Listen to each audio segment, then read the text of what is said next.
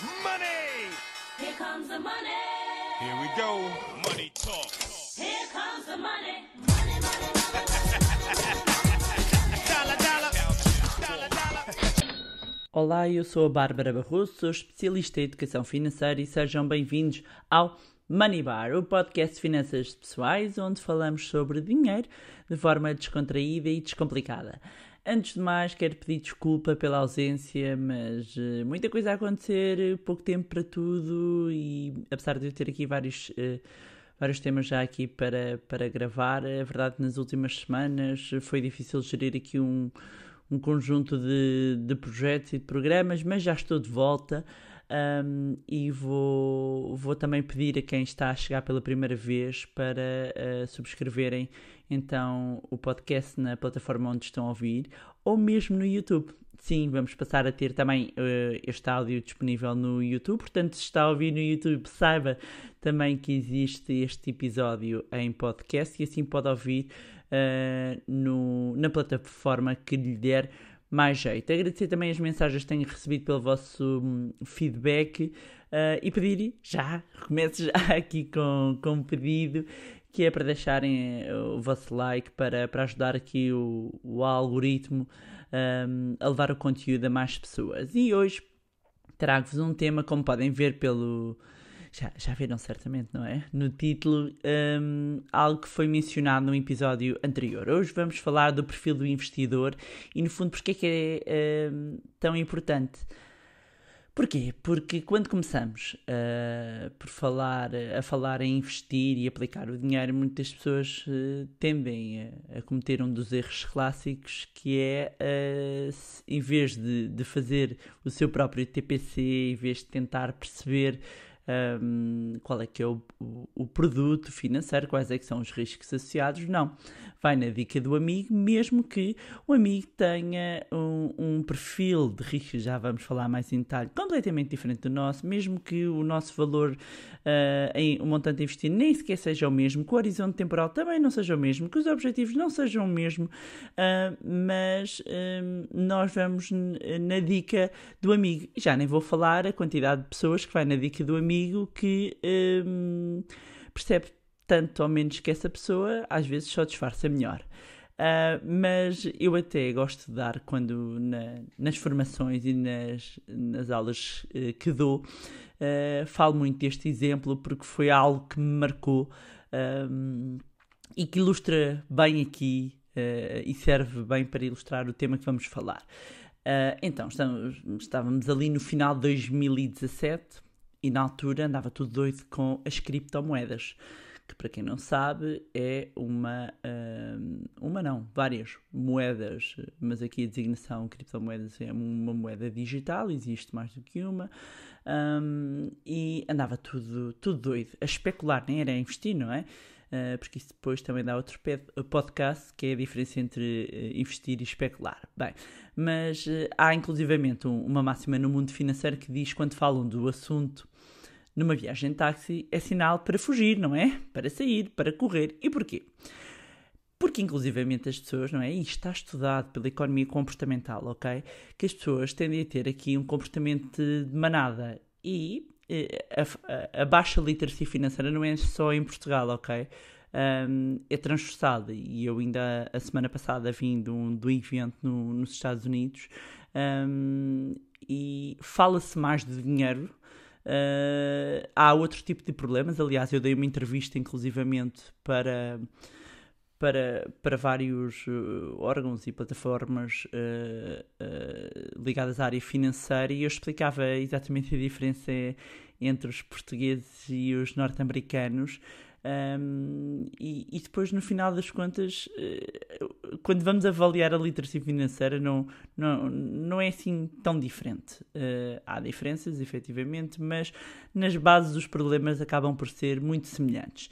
E significa o quê? Quando há este comportamento de manada, e isso vê-se muito bem então nos mercados financeiros, que é, as pessoas tendem a entrar quando o mercado está em alta, portanto está tudo a falar daquilo, eu vou comprar porque agora é que vai ser, e quando de repente começa a cair, Jesus, que isto vem para aí abaixo, isto é um novo crash, e toca tudo a vender, o que aumenta a pressão vendedora, o que leva a que o mercado caia ainda mais. Bem, mas a história, porque merece ser contada. Há uma senhora que veio ter comigo no evento, eu tinha sido convidado para um evento e ela no final veio ter comigo e dizer que tinha um dinheiro extra e estava a pensar em investir agora nisto que se fala muito, aí de uns investimentos na bolsa.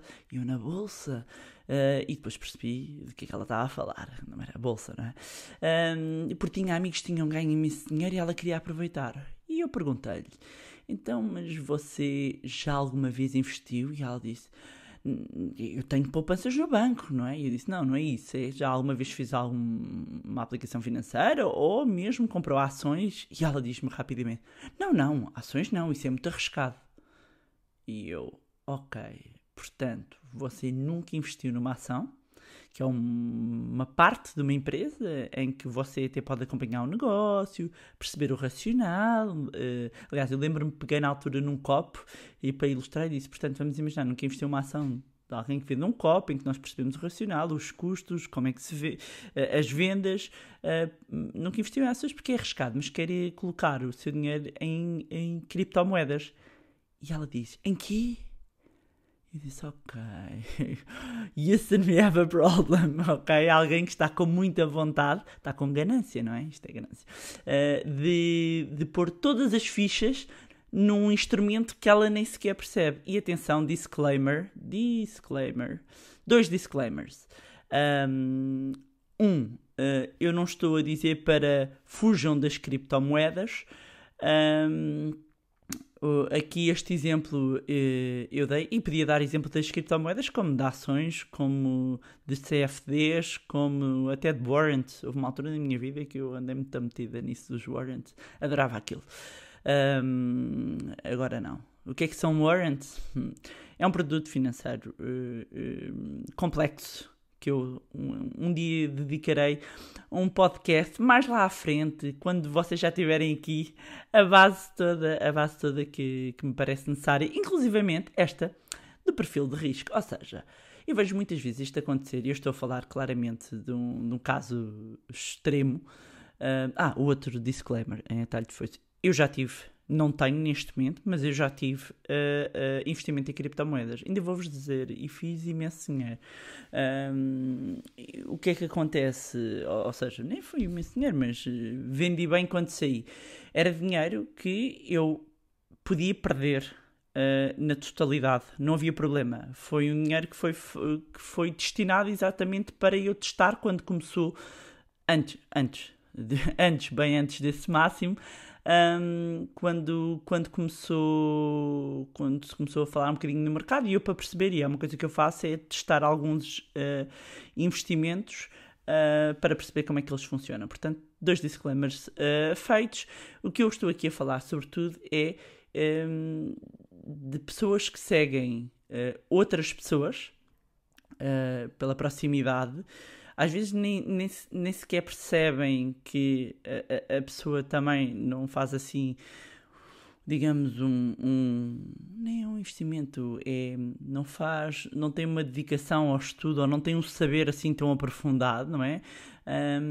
E além disso, têm horizontes temporais completamente distintos, têm perfis de risco completamente distintos. E vamos entrar aqui nos perfis de risco, e há quem divida em 5 perfis, outros em 4 e outros em 3. E eu vou seguir aqui o modelo dos 3, porque é referido na análise ao perfil do investidor por parte da Comissão do Mercado de Valores Mobiliários, que é o regulador do mercado português. Apesar que eu gosto muito até dos 5, eu comecei sempre a retratar os 3, mas eu gosto dos 5. Os 5 já vou-vos explicar quais é que são. Então, quais é que são os 3? Estamos a falar do investidor conservador, ou prudente, equilibrado e o arrojado, ou agressivo, ok? Portanto, conservador, equilibrado, arrojado, ou agressivo. Temos estes 3. Depois, os outros 2 vão preencher as pontas. Temos o muito conservador, há quem divide em 5, porque depois põe o muito conservador e põe o muito agressivo. Ou seja, põe muito conservador, equilibrado, arrojado ou agressivo e muito agressivo, ok? Põe aqui nas pontas. Eu acho que realmente há estas pessoas nas pontas, mas a maioria vai andar nestes 3 perfis aqui do meio e mesmo assim depois tendencialmente o investidor português dizem que é conservador e eu depois dava aqui uma grande conversa porque eu acho que isto em grande parte tem a ver com o nível de literacia financeira que é muito baixo. E porquê? Porquê é que eu digo isto? Por uma razão muito simples. Para começar, porque trabalho há 15 anos nesta área e, portanto, vejo isto no terreno. E depois porque quando nós olhamos, por exemplo, para os valores investidos em jogos de sorte ao azar, Portugal, seja no Euromilhões, seja no Totolotos, Totobolas, Portugal aparece muito bem classificado, hashtag alerta de ironia, em termos de montantes investidos. Ou seja, há aqui a expectativa do retorno rápido, sendo que a pessoa está basicamente... É um jogo de sorte ao azar, pode sair, pode não sair, e a pessoa não tem problemas em perder aqueles seus, não sei qual é, 2, 5, 10 euros todas as semanas. Ou seja, há pessoas que conseguem uma consistência no jogo do Euromilhões que não a conseguem em termos de poupança, ok? E a verdade é que a probabilidade de sair o Euromilhões é muito, muito infinitivamente menor do que conseguir obter um retorno acima da inflação aplicando essa poupança no longo prazo. O que, se estão a chegar agora, eu recomendo que vão ver o episódio dos juros compostos para perceberem aqui o efeito da capitalização no longo prazo. Mas pronto, então explicar estes 3 perfis. Perfil conservador é alguém, como o nome indica, que quer segurança, portanto que não vai aqui tanto privilegiar o retorno, quer é garantir o capital. Eu ponho lá o meu dinheiro e não o perco, eu não quero perder. Até posso ganhar pouco ou nada, mas pelo menos este dinheiro que eu ponho de lado eu não o perco, ok? Depois temos o investidor equilibrado, que está disponível para assumir um bocadinho mais de risco, mas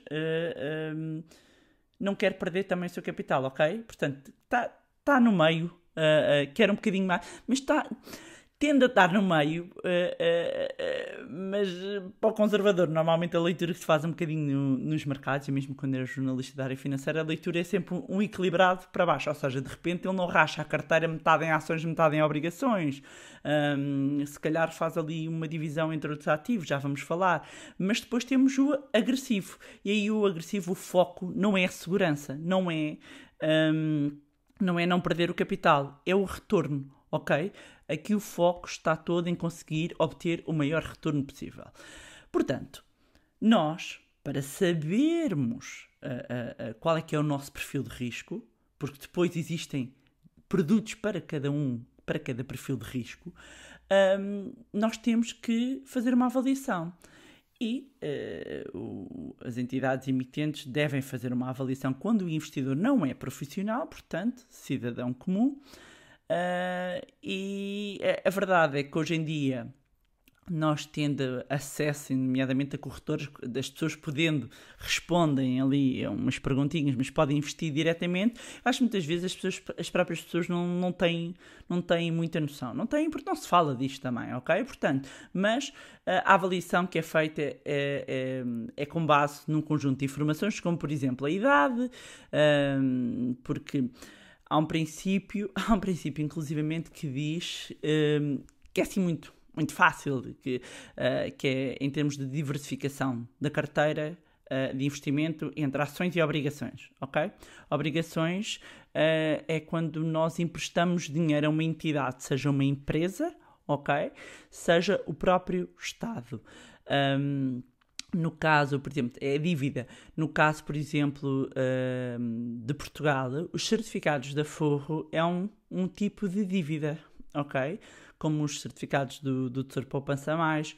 As obrigações não estão normalmente abertas ao retalho entenda-se ao cidadão comum, ok? Portanto, são investidores institucionais, são bancos, fundos de pensões que podem, por exemplo, comprar obrigações, inclusivamente de dívida pública portuguesa. Mas depois temos sites de futebol, tivemos agora emissões há pouco tempo da TAP, da SIC, basicamente essas empresas querem se financiar e emitem uns títulos de dívida, emitem uns títulos, nós compramos estes títulos e por determos esse determinado título é-nos pago um cupão, é-nos pago uma taxa de juro, ok? Eu depois já vi várias pessoas na altura em que eu fiz uma entrevista que está no site do MoneyLab, no YouTube do MoneyLab, houve várias pessoas a quererem saber mais sobre obrigações. Eu também quero ver se dedico um tema só às obrigações, porque as obrigações têm muito para se falar. Mas, voltando, há aqui um princípio que diz que, ok, se nós só tivermos ações e obrigações, nós devemos ter a percentagem de obrigações, porque as obrigações tendem, nem vou entrar, menos arriscadas do que, em termos gerais, do que as ações, mas não é assim completamente linear, porque mesmo dentro das obrigações nós temos vários níveis de risco, mas se nós tivermos que ponderar que a percentagem de obrigações a representar numa carteira deve ser o equivalente à idade da pessoa. Exemplo, se a pessoa tem 40 anos, deve ter 40% de obrigações, 60% em ações. Se tiver 60 anos, deve ter 60% de obrigações, 40%, percebem? Ou seja, à medida que se vai aumentando a idade, o investimento tende a ser mais conservador. Portanto, a idade é um fator relevante a questionar para aferir o perfil do investidor, quanto é que tem para investir, o prazo que se tem, porque quanto maior o horizonte temporal, quanto mais dinheiro poderá deixar aplicado, mais tempo poderá deixar o dinheiro aplicado, pode assumir aqui maior risco em termos de investimento. O que pretende fazer com o dinheiro? Portanto, vamos imaginar que quer comprar uma casa daqui a 3 anos. Bem, estar a pôr em investimentos altamente arriscados pode não ser uma boa opção, ok? E depois, se aceita ou tolera perdas. Este ponto é muito importante e está intimamente ligado aqui com o perfil de risco. Porquê? Porque há pessoas que perdem o sono, não é? Quando o preço das ações começa a cair. Mal começa a cair, a pessoa já nem consegue dormir. Bem, se isso acontece, provavelmente é um sinal que você está a investir um valor superior ao aceitável para o perfil, ou seja, ou tem muito dinheiro, ou então tem uma aplicação que não está adequada ao seu perfil de risco, ok? É importante perceber todas estas variáveis que vão influenciar então no perfil de risco e, portanto, resumindo, cada cliente, cada pessoa, cada um de nós tem um determinado perfil de risco, de acordo com os objetivos, o horizonte temporal, a estabilidade financeira, etc.